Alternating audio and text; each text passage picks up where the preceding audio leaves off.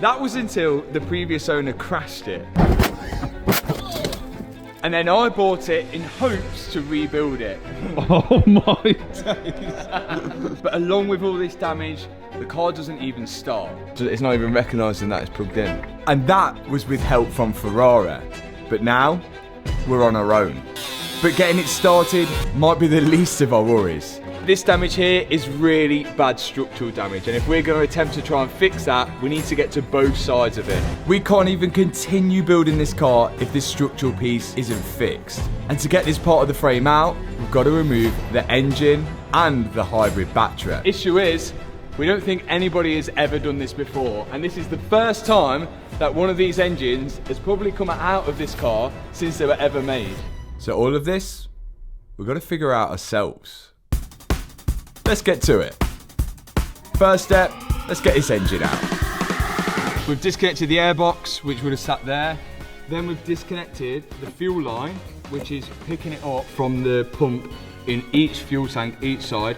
They're going to go down with the engine. We're just trying to disconnect everything that's going to stay on the car from the engine, which is going to come off it. The next step will be all the coolant lines, and then eventually we'll get to the high voltage lines, which we don't really know what we're doing there, but we're going to wing it and see how we go. Let's continue. Because this car's twin turbo and hybrid, there's loads of cooling lines on this car that we need to remove. We're working that out now. The hybrid battery is, I think, behind the seats, well, behind the cabin of the car. Then you got fuel tanks, but then you have this, which I think is, this is the inverter. We only sort of recognise all of this because it was fairly similar on the Revolta that we rebuilt. That you have this little green plug. And apparently disconnecting that, this is for the fire engine people.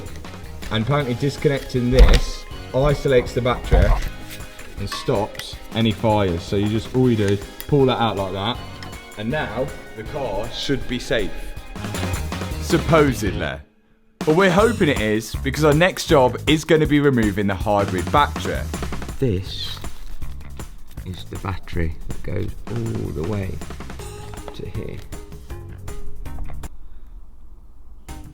Unlike the Revolta, the hybrid battery on the 296 runs across the car.